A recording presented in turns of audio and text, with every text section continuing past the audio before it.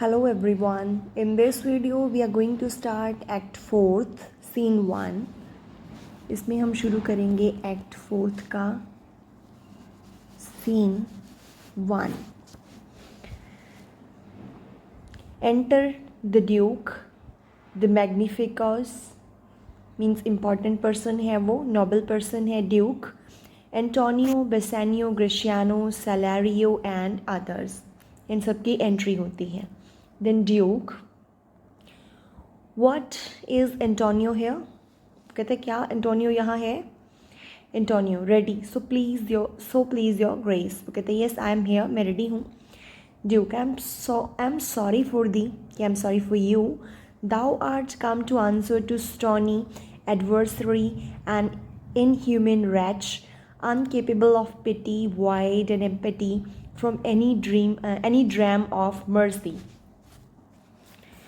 तो वो कह रहा है, ड्यूक को नहीं कह रहा है कि thou art come to answer, कि तुम्हें आंसर देना है टू अ स्टोनी एडवर्सरी, एक क्रूअल एडवर्सरी एनिमी, ऐसे दुश्मन को, एन इनह्यूमन रेच, जो बड़ा इनह्यूमन है, बड़ा दुष्ट आदमी है, अनकेपेबल ऑफ पिटी, उसके अंदर दया नहीं है, wide and empty from any dram of mercy, अगर दया की बात की जाए तो उस तरफ से वो बिल्कुल खोखला है, उसके अंदर कोई दया की भावना नहीं है.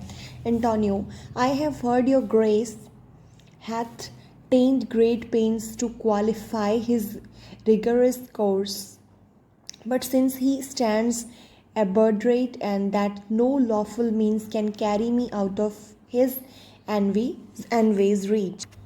तो वो कहता है कि मैंने सुना है कि आपने your grace had to great pains too, तो आपने बड़ा कोशिश की है उसको जो है शांत करने की, ठीक है, उनसे बात करने की कोशिश की है. But since he stands obdurate, बड़ा जिद्दी है वो, तब से अड़ा हुआ है, that no lawful means can carry me out of his envy's reach. और वो कहते हैं उसकी जो है एनवे, उसकी जो जेलसी है, उसकी रीच से मुझे कोई लॉफुल मीन्स जो है बचा नहीं सकता. I do oppose my patience to his fury and I am arm to suffer with quietness of spirit and the very tyranny and rage of his. और फिर वो कह रहा है कि मैं अभी क्या करूँगा, शांति के साथ, बड़े धैर्य पेशेंस के साथ क्या करूँगा, उसका सामना करूँगा, उसके गुस्से का. Then duke, go one and call the Jew in to the court. वो कहता है एक जना कोई पर्सन जाओ और उसे कोर्ट में बुला के लेके आओ. Celerio, he is ready at the door, he comes my lord. वो कहता है वो बाहर रेडी है, वो आ रहा है. Then enter Shylock. उसी टाइम पे शाइलॉक की एंट्री होती है. Duke says that make room and let him stand before our face. Make room means make space, जगह बनाओ और उसको मेरे सामने खड़ा करो. Shylock, the world thinks that, and I think so too, that thou but ledst his fashion of thy malice to the last hour of act, and then this thought thou shall thy mercy and remorse more strange than is thy strange apparent cruelty, and where thou now exacts the penalty, which is a pound of this poor merchant's flesh, thou will not only lose the forfeit but touched with human gentleness and love.